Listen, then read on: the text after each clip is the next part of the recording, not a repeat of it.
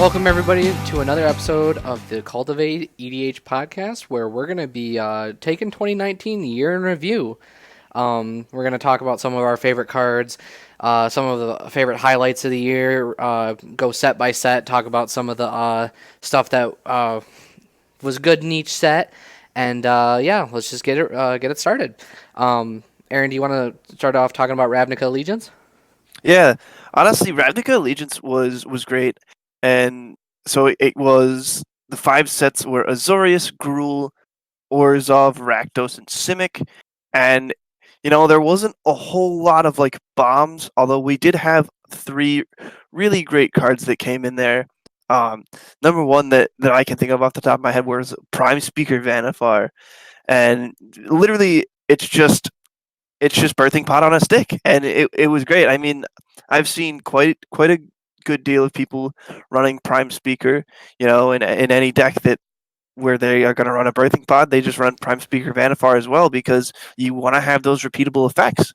Well, let me ask you this, because I haven't seen Vanifard played once as commander or in the 99. I have her personally in one deck, and it's like a combo Sultai deck, and I run Pod and her just for redundancy. So, like, have you seen her in the command zone or in like the 99? Mostly in the 99. I think as a commander, yeah, she might see some play, but I think there are commanders that will do things that complement her more and kind of make a more rounded deck, because I think if you have her as the commander, it's just really straightforward. But I think having her in the 99 gives her a little more versatility. Yeah, like, I don't know. I haven't seen her, so I know that when I use Vanifar, it's usually like she's obviously pot on a stick, so that's what you use her for. But I mean, it's just like for redundancy in case someone like blows up my pod and I can't get it back. I usually just hold Vanifar in my hand. But for being as powerful as she is like one of the most powerful legendary creatures that they've printed within the past year. I haven't seen her, and I think that's kind of weird. And maybe it's just a testament to how the format's like grown. It's not necessarily just like a turn 4 combo off, kill everybody at the table next game type of format like it kind of was a couple years ago. Yeah, and I think that's one of the things that we've really seen a lot of kind of evolution through Commander in the last year, and like I've seen just a lot of new decks, not just a bunch of people playing the same thing. I've seen a lot of creative stuff, and it's been a lot of fun this year, just kind of seeing people experiment with stuff that they just want to play, not necessarily what is like tier one, you know, Tier want to. 1 whatever, competitive EDH or CEDH, whatever. Yeah. Yeah, you know who I was most excited for from Rabbika Legions? Who? Teysa was the one card, or actually I'm sorry, it was like the second card that I was most excited about, because I was actually excited for Judith. Uh, what was it? What, I can't even remember her full name. Judith something. Um, Scourge Diva. Judith Scourge Diva was my number one, but Teysa was like my number two, because I was like, oh sweet, like Death Panharmonicon. You know, whenever a creature dies, trigger that death ability twice, and then all my tokens get like lifelink or something like that. I didn't really build around that part. I built around like the Panharmonicon double trigger thing. The deck really didn't end up going anywhere. It wasn't. I mean, like I've seen Teysa decks, and I've seen Teysa played in like the 99 of like Aristocrats decks, but it really just didn't like go anywhere. I was really excited. I was kind of like disappointed at like how flat the deck kind of fell. Yeah, and one thing I kind of had a question for you. Did you keep her as commander, or did you put her at the 99? No, I actually built a full commander deck around her. Okay. With stuff like Hangerback Walker, like with Ashnod's Altar, so you sacrifice it, get 2 mana, and then make however many Thopters equal to the +1/+1 counters on Hangerback Walker. Just all sorts of stuff, like when I think like Abyssal Gatekeeper, like a 2-drop or something, when it dies, target opponent discards a card. So, like I get the death trigger twice, target 2 different people, whatever. I built it like that. It wasn't really like a competitive thing. It was just more kind of like shenanigans Death triggers. with death triggers. But I did also build another deck around Judith Scourge Diva, and that deck was fun. Where you give her because whenever a creature dies, she deals 1 damage to any target. So you find a way to give her death touch with like artifacts like Basilisk Collar and Gorgon's Head, and there's another one I think it's like a bow or something gives death touch. And then when and I built like an aristocrats deck around her, so you get like reassembling skeleton and any sacrifice outlet. You sacrifice it, she triggers, deals 1 damage to like something, and then it kills it because she's got death touch. It was a really fun deck until I decided that it just wasn't cutting it anymore, and I morphed it into something else. Oh, very nice. And now I think the kind of the last card that came out of the set. And now this card, out of every card that came out in the set, I have seen played so much, and I that dare is say going to the be whole Smothering year. Tide. Yeah, absolutely. Smothering Tithe. I dare say the whole year. This is the card I've seen the most. And at first, it was really funny because some of the people that are in my play group, that aren't shared between your and my play group, um, some of them were like saying like, "Oh, it's not that good. It's not like Ristic Study. You're not drawing cards." And then those people just proceeded to be like, "No, it's good. It's really good." And it draws removal. It's such a good card. Yeah, and I mean, honestly, I think like just having, especially like you get this on curve or meet, even, you're able to play a Soul Ring and get it out a turn early. You get this out early game, you're gonna have access to so much mana so much earlier because Ristic Studies pay 1, and a lot of times people are like, yeah, I can pay the 1, but pay 2. I mean, that's an entire Soul Ring. Like that's gonna 2 is really not set them nothing. back. It like Yeah, and it really sucks. Like when someone gets it out on turn 3 or turn 4. Yeah, heaven forbid, like turn 2. I've seen it on turn 2. Where someone goes Plains, Mana Vault, turn 2, untap, Smothering Tithe. I've seen it. It really like when they start to like get you see it turn 1 treasure into 2 treasure into 3 treasure, and it's just like, man. yeah. I mean, and I've seen people that sometimes they're holding it up for an X spell, and they have up to like 20 mana in a couple of because maybe you have that blue player who is getting a lot of different draw triggers, things like that, and it just starts ticking up with Smothering Tithe because a lot of times that blue player needs his mana to combo off, so he can't be paying in to Smothering Tithe or at least to do more stuff during their turn. Well, and that's the thing is it scales really like because it's not Ristic Study and it's not 1. That whole nother mana makes a huge difference because Absolutely. as like you like because things really start to heat up around turn like 5-6. Like people start making their plays, drawing. Usually more like if they're gonna draw like a number of cards that isn't the first card they draw each turn, it's like 2, 3, 4 cards. Things start to really heat up during turns 5 and up.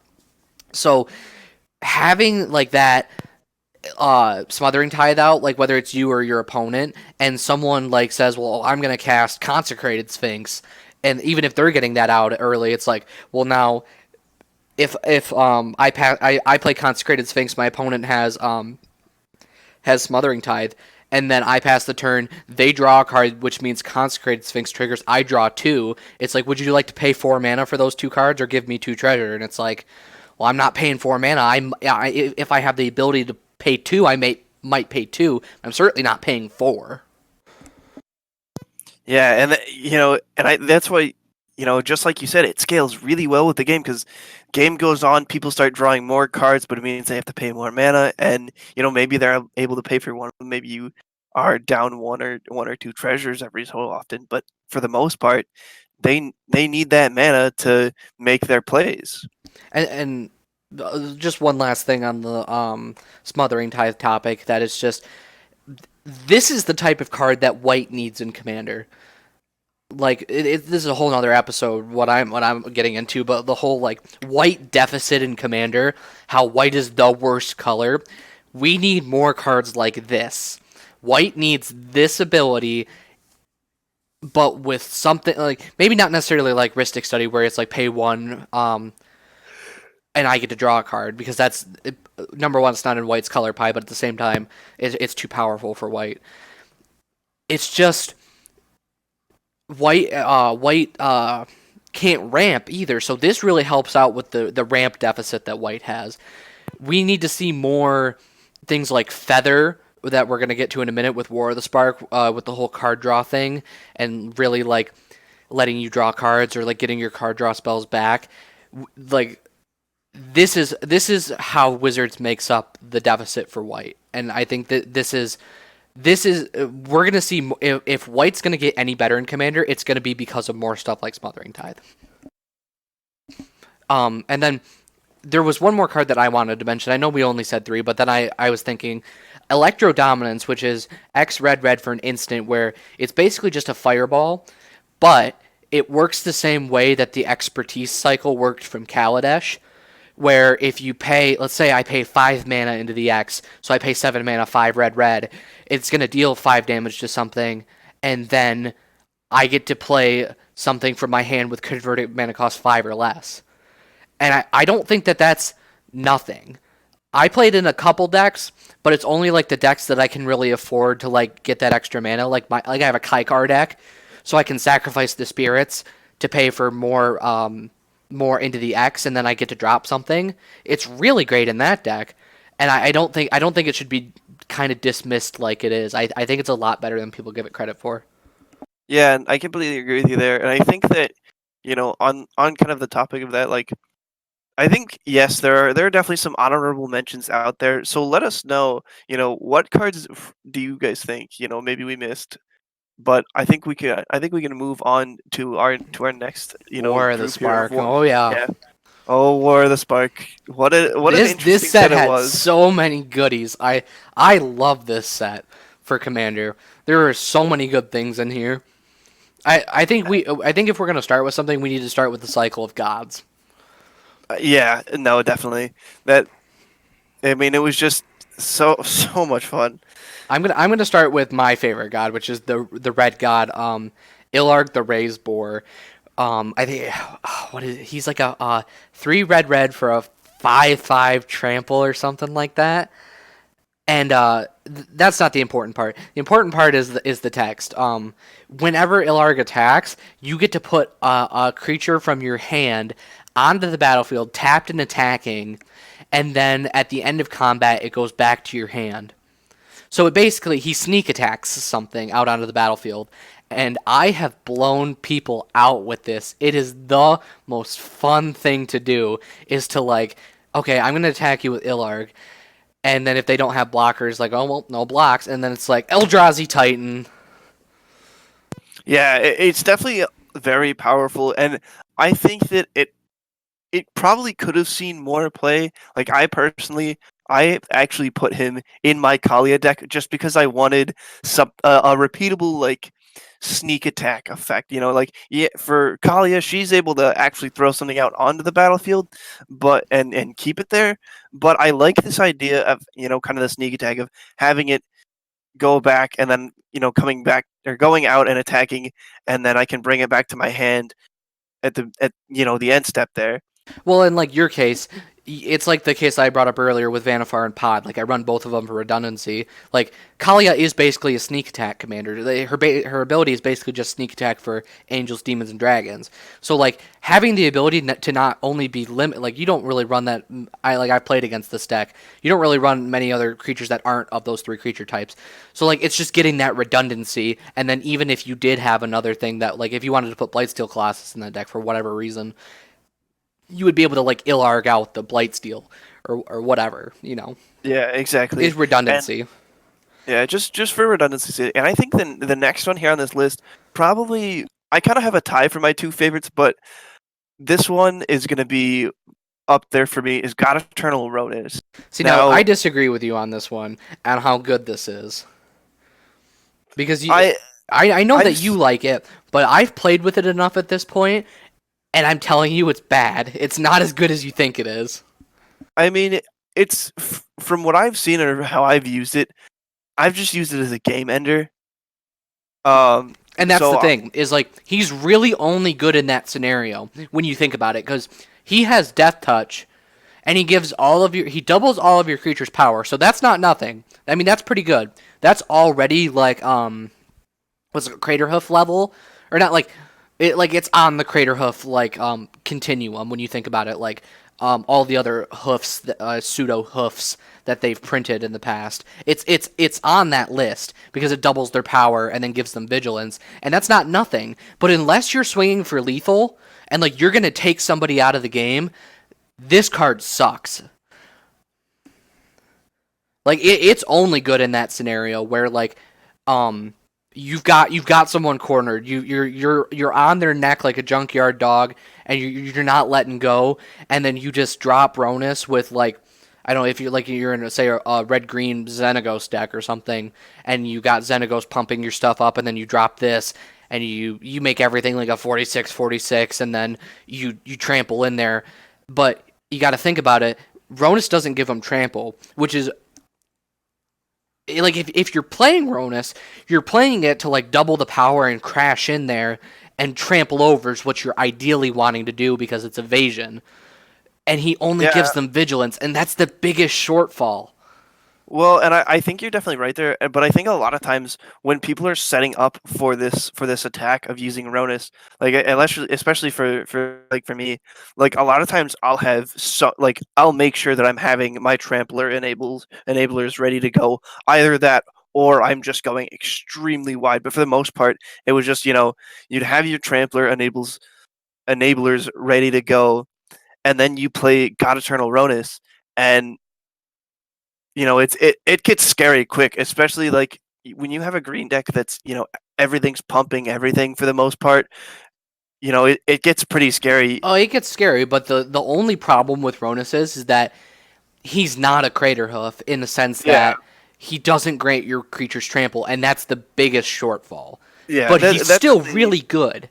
It's just that yeah, he needs something else to be game breaking. Whereas like Ilarg is just like, if they don't block it or you manage to make it unblockable, however you do that, if it's and the thing is even if Ilarg dies, it's the attack trigger you want. So, uh, you attack with Ilarg, you put whatever you're putting out, presumably, like some Eldrazi Titan, Blightsteel, whatever it is, something that's big and scary.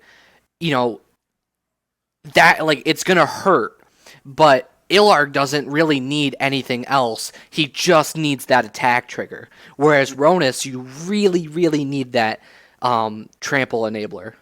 now hear me out. You use Ilharg to cheat out Ronis so that you can make Ronis recurable. I've done this. I have a Xenagos deck, and I run both of them, just like I run the Hoof adjacents and Hoof.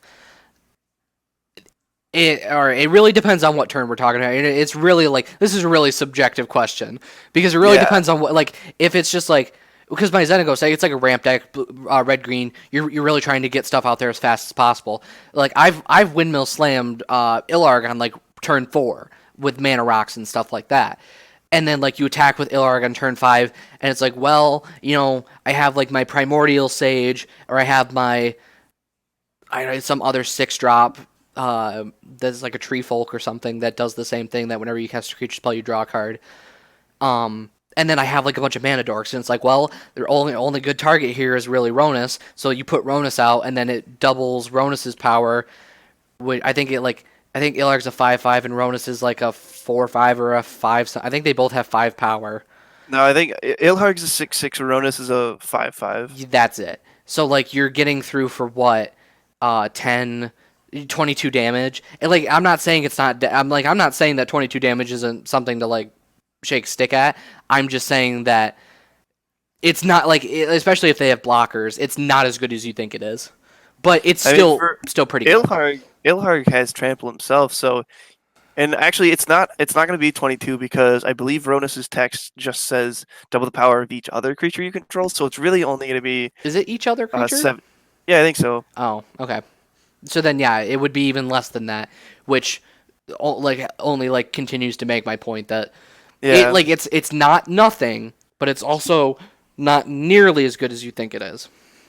yeah, and I think when they were making Ronis, I think they knew what they were doing. Like they did. I think they didn't want to give him trample because a lot of times it's like things get like plus X, where X is like the highest creature's power or something, and that's better than doubling because like Well, because like you take your 2/2s or something, and those get plus 16 if if your biggest creature's a 16/16, like that's gonna I think when they made Ronis, they made him a little bit underpowered because I think there is a good amount of Craterhoof adjacents out there, and this one is sort of that, but just worse. well, also when you got to think about it, like these are the gods from Amonkhet brought back, and I think in original Amonkhet, I think Ronis had Death Touch. I think that was his keyworded ability.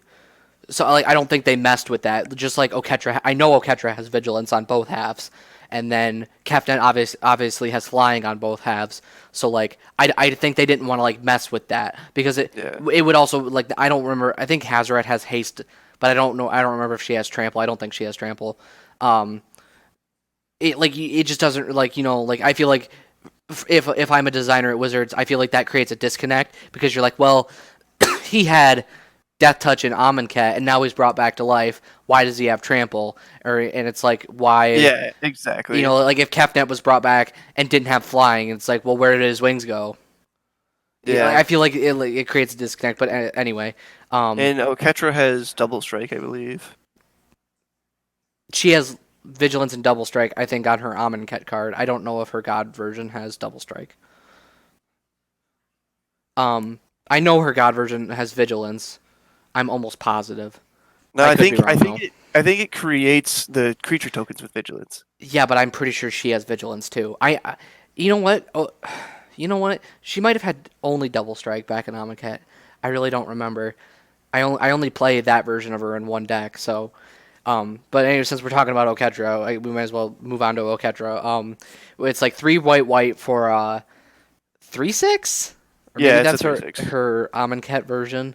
No, Um, it's a 3/6. Her god and it's what is it? Whenever you cast a creature spell, make a 4/4 zombie warrior creature zombie token. warrior with vigilance, Yeah, and then she obviously has the god text that all the gods from War of the Spark have. That if she's removed from the battlefield in any way, put her third from the top of your library.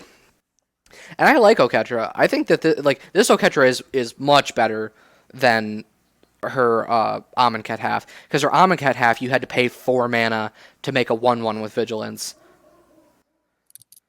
and now it's whenever you put a spell out, you get a 4/4 vigilance. Like just the difference is kind of night and Well, it's day like here. yeah, it's like, well, would I rather cast a spell, get the value from the spell, and then get the value from the cast trigger, or would I rather cast a spell and then pay another 4 mana just to make a 1/1?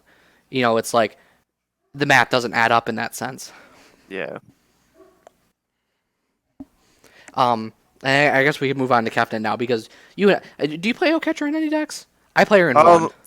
I play her.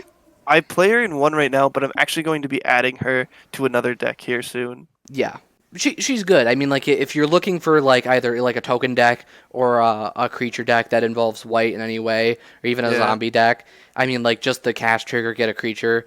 It's good. She's good.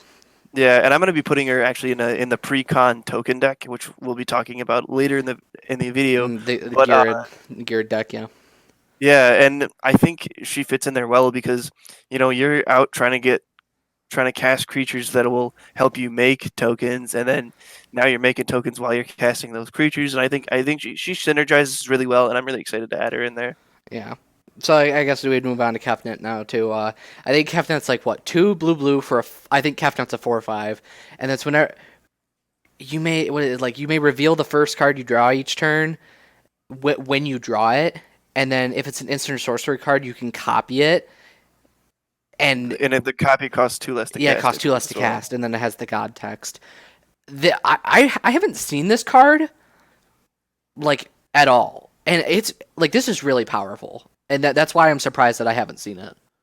Yeah, and I had thought about adding it to my Melik Is It Paragon deck, and just all I have to do is brainstorm, put an extra turn effect on the top, and then Well, I But mean, the even thing, like, there's some pretty cheap extra turn effects when you think about it. Yeah, I mean, like, yeah, they're exactly. at sorcery speed, but like, time warp is 5 mana, part the water veil is 6 mana.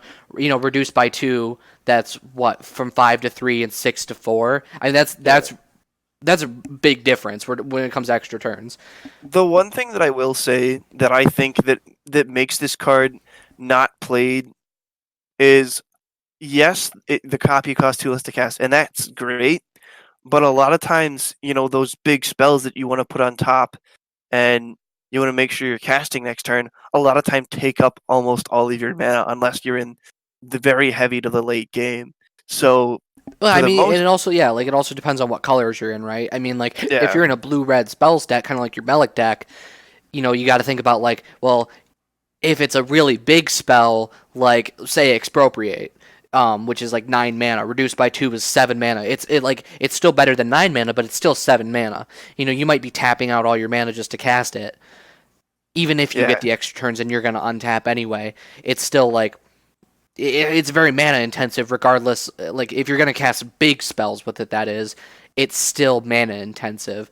Although now that I'm thinking about it, it's you don't you. I guess it is really good in the sense that you don't have to cast that card that you draw. You just make a copy Yeah, and it's a because It's a May trigger, so it's like I can draw my card for the turn. Say like, do you play Sensei's Divining Top in Malak? I'm pretty sure you do, don't you? yeah, Yeah. I So do. it's like if I top and it's like, well, I don't like the card that I have on top isn't worth number one giving my opponent the information that I have it, and number two it's not worth copying. Then it's like, well, obviously I'm just like I'm not gonna trigger Kefnet. I'm just gonna draw my card for the turn.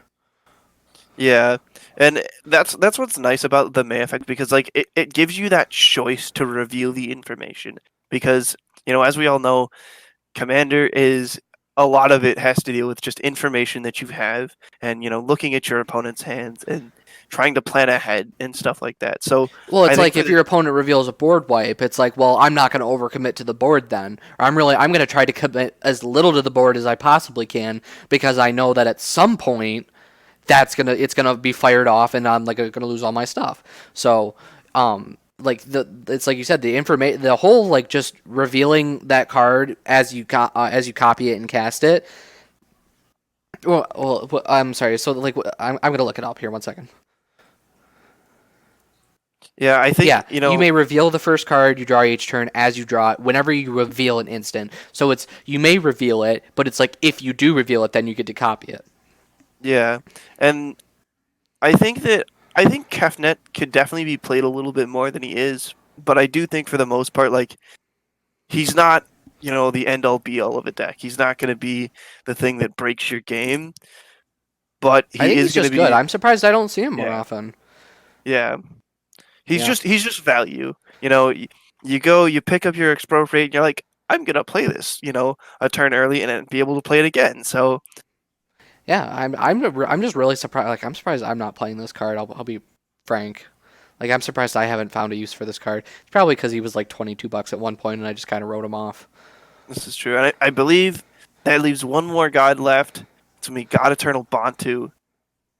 See now this card, I wrote this card off at first because I'm a huge Aristocrats player. I love Aristocrats. It's my favorite archetype to play. It's my pet archetype. And when I first saw this card, my mind said this isn't good enough for Aristocrats. Even though, so we'll read the card. Enters the battle when God Eternal Batu enters the battlefield. Sacrifice any number of other permanents, then draw that many cards. And then it has the God text that when it dies, it goes third from the top. And she has Menace. This card, I still haven't picked up a copy of it, and I don't know why. But it's very good because like you can sacrifice any number of other permanents. So let's say we're late game and I really need an answer. I really need a board wipe. And like say I have enough mana in lands that if I have mana rocks, it's like, well, let's say I have my expendable aristocrats creatures that either trigger when they die, come back like Bloodghast. Whenever I play a land, he comes back. So he, like the cards you're okay pitching to the graveyard because they're either going to come back or they get value when they die. like if I really need to dig for that card, well, it's like, okay, I'm gonna play God Eternal Bond 2. I'm gonna sacrifice 5 permanents, 3 of creatures, two mana rocks, and then I'm gonna draw 5 cards. Like Yeah, and I it's think good. yeah, and I think if it said creatures, I don't think it would be as good as it is, but it says permanence, and and the other thing that's really good about that is, if people have attached to you like curses or things like that, you can get rid of those as well. Yeah, you can because it just says any another permanence.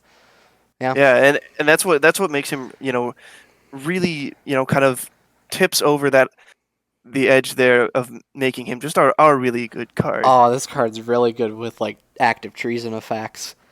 Oh, that's really Yeah. funny. I can't believe I didn't. I can't believe I didn't put this in my Judith deck. I don't remember. But, I don't remember if Judith was still Judith by the time that War of the Spark came around. But in Judith, what I would do is I played a couple of like active treason effects, like I played active treason, the namesake, and then I played mob rule, which is I think it draws the line between gain control of all creatures with converted mana cost 3 or less, or 4 or greater, or maybe it's like power. I don't remember how it's split. I want to say it's converted mana cost. And I would just like take everybody's stuff and then sack it all to my one of my sack outlets, and then now all your stuff's gone. And I guess this works the same way, except I would get to draw cards instead of like say I sacrifice it to an altar and I get mana. Yeah. And that's the other thing is like when you have a situation like that, having him is gonna make things a little bit like more, or it'll make your situation a little bit better because maybe you need to cast a big spell, so you send it into your mana sack outlets. But if you need cards, if you need answers, Hmm. then you just send in Bantu and get a bunch of cards in your hand. Yeah, I have a good friend who plays this in his Marin deck, and I've seen it put in some work. I mean, I don't know. I just can't believe that when I first saw this, I wrote it off kind of like I did. Now that I'm coming back to it um and I'm reassessing, I still don't know if it gets into any of my decks. It probably should over some of the stuff that I'm playing. I play a couple pet cards that aren't optimal like this would be, but then again, not really competitive type player. Um, I just this might be one of the cards that I need to keep in mind in the future when I go to build decks that involve black and wanting to sacrifice stuff. All right, I think with that we can wrap up on the gods. I think we're gonna want to move on here to some of our favorite legendary creatures, some of our favorite commanders from War of the Spark, and the one that surprised me kind of at the top of the list here is gonna be Feather the Redeemed. That's I was gonna say that too. And, like Yeah, how good she actually is. Like yeah, you remember like when she came out and like the whole community was like, "Oh, it's a Boros commander that like basically draws cards because you can play those like give it haste, draw a card spells, and then she returns it." And I was like, "It seems good. It seems like for Boros, it seems very good, but it also seems niche because you have to play those spells." I'm very surprised at how some of the feather decks I've seen turned out. yeah, and I was kind of the same way. Like when I first saw her, I'm like, okay, you're asking me almost for Boros Spellslinger like Voltron, and I'm like, You almost have to go to okay, Voltron. yeah, and I'm like, okay, I can see what you're going for here, but I was like, I wasn't too sure about it, and then one of my friends built Feather, and oh man, was that a lot scarier than I thought it was going to be. Well, this friend we share, we've both played against this deck at the same time, and there's times where it's like you don't really expect Feather to come out swinging, and it's like getting sucker punched out of nowhere sometimes. Not Yeah, necessarily like sucker punched taken out of the game, but it's like, oh, here's 16 commander damage. It's like, wow, okay. yeah, and you know, she really surprised me, and it made me really happy to see a Boros like spell slinging type commander that ended up being so good. And honestly, like it, I think this really shows us that wizards can build us good Boros stuff. Yeah, like when you compare like okay, so like we know the problems with Boros. We know why they can't why Boros can't have the something or some of the things it has or why it can't have some of the things that it can't have because of color pie issues and some other stuff. But that's not to say that Wizards can't make more cards like this. Not exactly copies of Feather with like the same ability where you have to build that type of spell slinger type deck, but it's very clear that it's within white and red together and individually. It's within their color pie to do stuff like this. And this is what Boros needs, is more stuff like Feather in order to even be playable. Because right now, the gap between Feather and like the next most playable Boros commander, which I would say is Firesong and Sunspeaker, is massive. It's just like I don't know what you have to say on like the whole like differential between Feather and Firesong and Sunspeaker, but this is the future of Boros, is cards like Feather. I mean, when Firesong and Sunspeaker was released, like it was kind of the opposite for Feather. I think it was like everyone was like super hype, and they're like, "Oh man, this deck is gonna be so cool." And then after release, he just really fell flat. Like I don't even know if you remember this, but like when he was released, he was up at like $30, $40, and then after release, he dropped hard. And I don't know what he's at now. I haven't checked on him. Was she really like $30? Not Feather, but Firesong and Sunspeaker. Oh yeah, it's because they were the buy a box promo. That's why.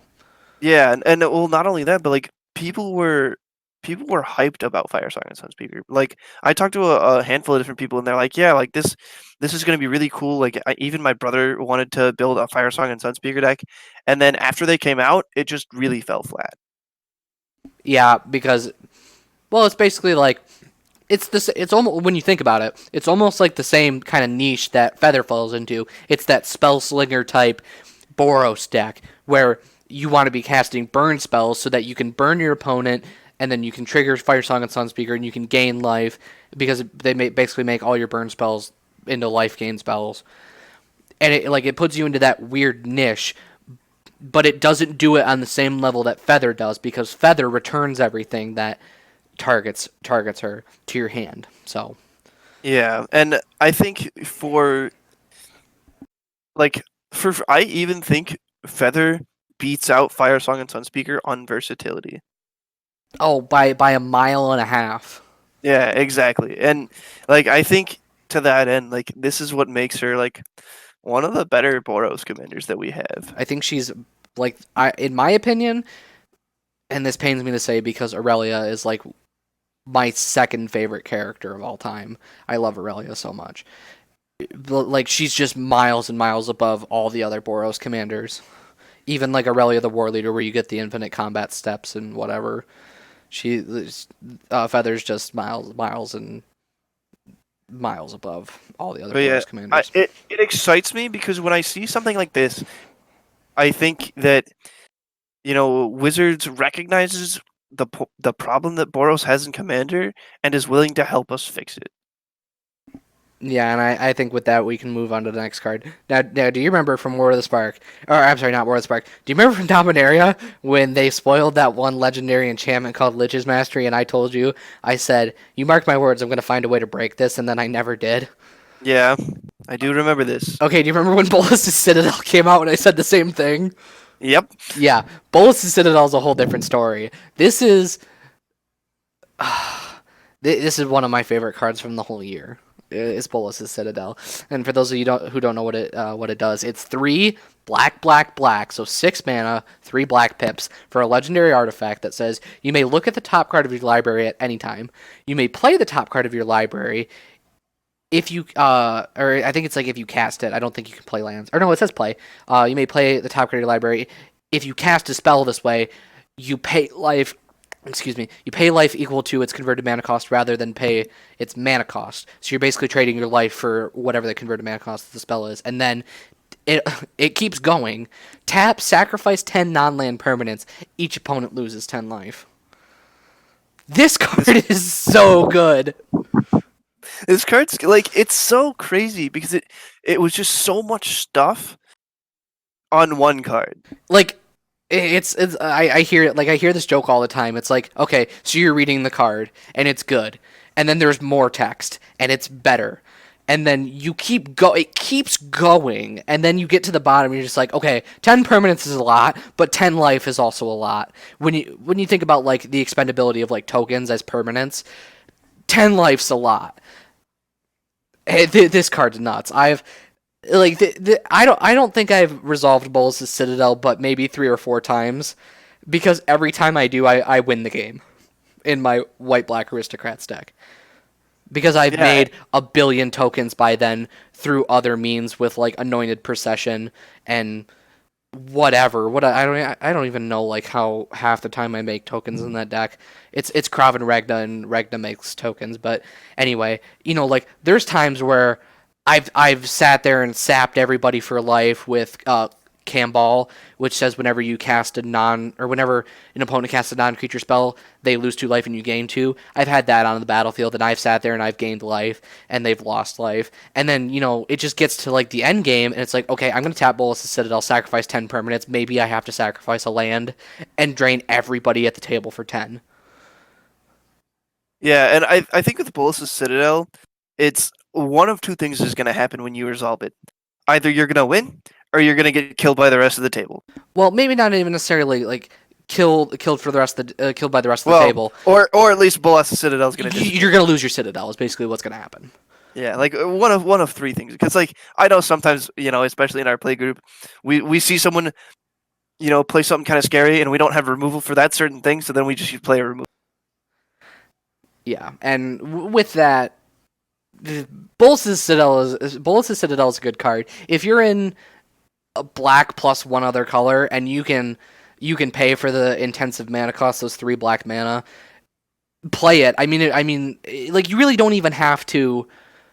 You really don't even have to like play it in a dedicated life gain deck or anything like that. It's just good. It's just that if you're not gonna play it in that deck, you have to realize the cost it's gonna come at, where you're gonna lose life. And with that, I think we can just move on to like the honorable mentions for the rest of the War of the Spark. I think honorable mention number 1. Granted, at first I thought this card was terrible. Casualties of War, because I've been blown out by this card. Yeah, I think honestly, like Casualties of War really, like I feel like it didn't get the recognition that it kind of deserved. Oh no, it Like didn't. you were saying. If you're in green black and you're not splashing for a third color, and in Commander it's really hard to like splash for another color because it has to be in your identity. But anyway, like if you're in a dedicated like green black deck, this card's nuts. I mean, it's just like answer everything. It's really good. I've been blown out by it. People don't give it enough credit for what it is. Yeah, and I remember pulling that card one time because I have that um in a artifact deck that I run, and Mm-hmm. I was moments away from losing, and I pulled Casualty. I think I was playing against you actually, and I pulled Casualties. I'm pretty sure that it was you were playing against me, and you and I just hit blew me out. Yeah, I hit like everything except for like a Planeswalker, and just completely turned around the game. And I remember It's when I actually crazy. first saw this card, I was pretty excited about this card. And like, yeah, it's 6 mana, but it has so much removal attached to it. And it's not one of the ones where like it's a bunch of mana and you have to meet all the requirements. It's choose one or more. It doesn't matter, if you hit one of them, if you hit all of them. Yeah. And I think that's what makes this card better than people think it is. Because like when people see it at first, they're thinking like, oh, it's one of those cards where you have to meet all the requirements. Like there are a couple of cards out there like this, but then they look at it again, they're like, wait a minute, no, I can do any of these things, and it just makes this card so good. Mm-hmm. And And then, well, yeah. Go ahead. no, just one other thing I wanted to add was if you're sitting around with 4 people or 3 other people, I guess rather, it gives you that ability to focus down those targets that you need to, because like you don't have to use just all of them on one person. You can get hit. We split it up. I mean, like Yeah, you split it up. it's a modal card. It has that versatility. Yeah, And then I think we can move on from that. If you can play Casualties of War, you should be playing it. It's very good. the finale cycle is another cycle. We're not going to talk about each individual one, but I think we can just highlight some of the two main ones that I've seen that are very good, which is Finale of Devastation, which is basically Green Sun Zenith, but if you pay 10 or more, so it's X green green. If X equals 10 or more, um, creatures you control get plus X and gain haste until the end of the turn. So it almost kind of works pseudo like that hoof effect. And then the other one that I've seen a lot is Finale of Revelation, where basically it has the same text if it's X blue blue for sorcery, but if X is 10 or more, you untap up to 5 lands. You have no maximum hand size for the rest of the game. Um, I like these, especially the two that I mentioned. The other three aren't that great, but I wouldn't dismiss them either. I feel like they probably all have their individual homes, but the two that I've seen the most since War of the Spark has come out are the green and the blue one. Yeah, I mean Green Sun Zenith is pretty good. Um, and then X blue blue draw X cards. That's playable. I mean, it sucks that it's at sorcery speed, so it's not as good as like something say pull from tomorrow. But they're still good, and I feel like they deserve an honorable mention. Yeah, I definitely agree with you there. And I think with that, is there anything else from War of the Spark that I think one thing that we should obviously mention is this set was really kind of interesting because of all the new planeswalkers that we got, and some of them are okay, some of them were pretty good, but I think for the most part, it just added a little more sense of kind of fun to Commander, where a lot of times people were just like, oh, I'm just gonna use this Commander because it gives me an infinite combo, but now we have like a lot of different planeswalkers that are like, oh, this is playable and it gives me some good value, so I'm gonna use it just because like maybe it's your favorite character or whatever. And that was one of the things that I really liked about War of the Spark. Yeah, I feel like some of the other honorable mentions that we can just touch on briefly are Liliana Dreadhorde General, Nicol Bolas Dragon God, and Teferi Time Raveler. Even though Teferi is like the Scourge of Standard or whatever, I still feel like he's pretty good in Commander because of that +1 ability to make it's like a -1 ability or something. I'm not really sure. To like slow everybody down. It makes Yeah, your opponents only be able to cast stuff at sorcery speed. Or well, that's his passive ability. Is that each opponent can only cast stuff at sorcery speed. I feel like that's very good. In the sense that like if you're in like a control type deck in blue white, I feel like that's just a pretty good effect to have. And then Liliana. Liliana is pretty good for aristocrats again. Another pet card that I wouldn't say pet card, but like just another card that goes good in aristocrats because of her ability that whenever a creature dies, draw a card, and then she makes tokens and then can make people sacrifice stuff, which is good. And then Nicol Bolas Dragon God is just like if you're playing in a Super Friends deck that can play him because he basically is any planeswalker you want him to be. yeah, he's really good. Yeah, I feel like those are we can wrap up War of the Spark on that note. So Uh, that brings us to Modern Horizons next, mhm. and I really liked Modern Horizons. Modern It Horizons. When I first heard Straight to Modern before we saw any previews, I was just like, well, it's probably just gonna be like a bunch of cards, like like in like a 1 versus 1 format, competitive like tournament format.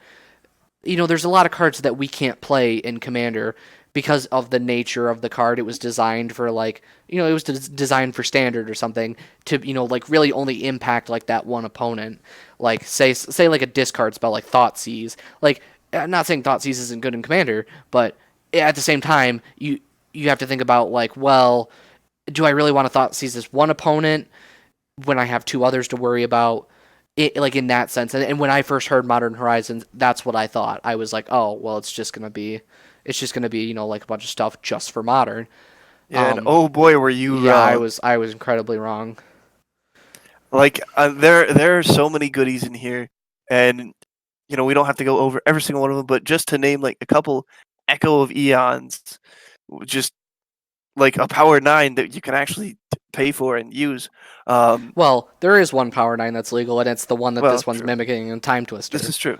Because Time Twister is Yeah, just a wheel. I mean, it is what it is. It's not that good. It's not like Lotus or Mox good or yeah. whatever. Time Wonk. But still, like, it being a power 9, it's pretty pricey, and not it's a kind of an affordable power 9, which was nice. We Yeah. got two new swords, of Sinew and Steel and Truth and Justice.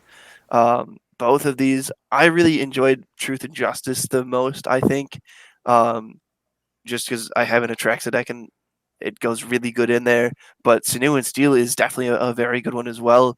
Um, Whenever an equipped creature deals combat damage to a player, destroy up to one target planeswalker and up to one target artifact. Like, it's just a lot, like, recurable removal. When it also has the +2/+2 and protection from black and red. Yeah. And I mean, like, there's some notable reprints in here too, like Eladamri's Call. Eladamri's Call is like if you're in a white green based creature deck, it's a tutor, and it's like, tutors are basically staples of this format. It's playable. Play it. It's good. Um, and then the other thing from this set that I really want to highlight before I get to Urza, because I have a soapbox that I want to stand on for Urza. Um, the Force Cycle, which is the if it's not your turn, you may exile X color card from your hand rather than pay this spell's mana cost, get X effect. Um, the most notable one obviously is the counterspell one, or the negate force of negation. I shouldn't say counterspell because it can only counter non-creature spells. Um, and then I think in like the power rankings, it goes force of negation, force of vigor, which is the green one that basically just exile or destroys two target artifacts or enchantments. So it's basically like double naturalize for free, which isn't nothing. And then the black one, Force of Despair, which is destroy all other creatures that enter the battlefield this turn. So you can really like blow out a token deck. And Yep. then I feel like the red one's obviously the worst one, and then so that would mean after the black one would be the white Anthem one, and then the Force of Rage, which just mean you get 2/3/1 elemental creature tokens that you have to sacrifice at the end step. And one other thing that Modern Horizons brought us was the return of Slivers. I Hmm. was so excited about this because when I first started playing Magic, there wasn't really any slivers around. Like, people talked about them because it was stuff people played, but it was nothing that I ever got to actually see printed and got to open up stuff with slivers. But man, I was like, here come the return of slivers, and not all of them are fantastic, but there are some really good and notable ones out there. Obviously, the first sliver being our legendary sliver that we got, which is Wooburg, and it has Cascade, and sliver spells you cast have Cascade, which is just so good. Yeah, I mean, like slivers were good to begin with. I mean, just like that, it's like the culmination of, like, well, all slivers get +1/+1, and they all have haste, they all have flying, whatever. Like it builds and builds and builds and builds until like you overwhelm your opponent, and the first sliver is just like, well, that's more gravy on top. All my stuff has Cascade now. It's Yeah, just exactly. Like, I was really excited about slivers. This is what kind of prompted me to build a sliver deck, was because I had never had one, but once all this came out, I was like, you know what? I'm gonna do it. I'm gonna use the new slivers, the old slivers, put them together, and see what happens. well, I'm gonna get up on my soapbox right now. Not about Urza, but I'm gonna stay up here for Urza. Slivers should have been in Dominaria, and that's not right that they weren't. I They definitely should agree have with been. that. They should have been in Dominaria when we went back in 2018. It should have happened, but it didn't happen. Or was it 2017? I don't know. 2017, 2018, whenever Dominaria came out. They should have been in there. I was really bummed out that they weren't there. But now, now I'm going to stay up here on my soapbox for Urza, because Urza is one of them. Next to Smothering Tithe, I feel like it's probably one of the most powerful cards we've seen this year. If Absolutely. not the most powerful. All right, without a doubt, like probably the most powerful commander we've seen this year. Because two blue for a 1/4, you get when he enters the battlefield, you get a 0/0 colorless golem token that has, or it's a 0/0, but or is it a star? I think it's a star. And then its power and toughness are equal to the number of artifacts you control, and then it just says tap an untapped artifact you control, add blue. Oh, so you mean Mox Sapphire? Turn everything into Mox Sapphire? Okay. And then it keeps going for 5 colorless mana. Shuffle your library, reveal a top card, cast without playing its mana cost. It's Mind's Desire without Storm. It's this card is so good. I love it. In a way, it reminds me of Bolas the Citadel of like, oh, this card is good. Oh, there's more. Yeah, like You well, know, when it was first spoiled by Jimmy and Josh at the Command Zone, I started reading and I was like, oh, cool, he gets a token. That's kind of cool. And then you get to the second line of text, and then that's just when you realize that it's busted, because it so like when you think about mana rocks as a whole, there's a very large percentage of mana rocks that just add colorless mana. You know, like your Soul Rings, your Mana Vaults, your Mana Crypts, but they don't add colored mana. So when you think about it, not only do my mana rocks get slightly better because now they can tap for colored mana. Granted, it's only one. However, it means all the other crappy artifacts that I play, so like my Mycosynth Wellspring that lets me go search for a basic land and then does nothing until either I find a way to get rid of it and then trigger the death ability, which is the same thing as its ETB, or I play Ursa and now it can tap for mana. And then once I have enough of those artifacts, I sit there and I activate Ursa's ability over and over again until I play my whole library. and kind of the cherry on top of Urza, like, and it because his bottom ability is very very good, but it doesn't tap him like most of the time. Like you see an ability on a legend or on a creature that you pay mana into. A lot of times you also got to tap the creature to make sure that to get Yeah, the and ability to that's happen. the busted part, is that it's like it's a mana sink. So like not only is Urza giving you ability to like make mana via your like useless artifacts that you would either just play just for ramp or like for other cards in your artifact deck that just like say, well, you need, like if you have X artifacts, do this, or whatever, whatever the effect may be that cares about artifacts. It's like, oh, well, cool. Now all my useless artifacts, or not even useless ones. So like, say like you have like both sets of boots, Swiftfoot, and Lightning Greaves. Well, like those don't tap when, like, say if I attack with Urza, those don't tap. So and their abilities, like, you can't turn those off. It's not like one of those abilities like Howling Mine or Static Orb or Winter Orb, where if the artifact's tapped, the effect doesn't happen. It's not like they just lose Haste and Shroud or Hexproof, whichever pair of boots you have on Urza. It's just like, oh, well, cool. So not only is Urza protected, but here's two. Here's if you have either pair of boots, here's one more mana, and you still get the effect of the boots. It's just this card is crazy. Yeah, I remember when Urza got spoiled, and I was like, because I already think blue is, obviously we all think blue's the best color because it is, and then they bring out this monster, and I'm like, why are you making blue so much better? Stop it, like Wizards, please, blue Please stop scares me making blue already. better. It's good. How many times do we have to teach you this lesson, old man? Like, Um, yeah, I like. I just don't know if there's anything else to say about Urza than just like he's just good. He's so good. He's so broken. yeah, and I like, honestly, is there anything else really in Modern Horizon? Well, there's one more. There's a couple more things I think we should hit on, and one of them being Morophon the Boundless. Yeah, that's the one I was gonna say next as Yeah. well. Because Morophon for 7 mana and you get a 6/6 shapeshifter, it's a changeling. And when it enters the battlefield, you choose a creature type. Spells of the chosen type cost Wooburg, white, blue, black, red, green, less to cast. This effect reduces only the amount of colored mana you pay. Other creatures you control of the chosen type get +1/+1. I feel like this is.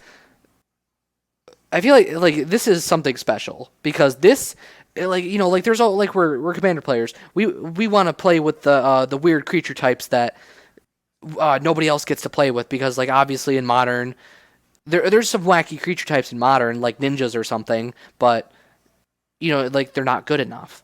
Or like as we saw in game nights, Josh Lee Kwai plays a I think it was like an avatar deck, like tribal deck. Like like I feel like this card it's pretty good with the whole mana reducing effect, but it's also just kind of wacky and fun.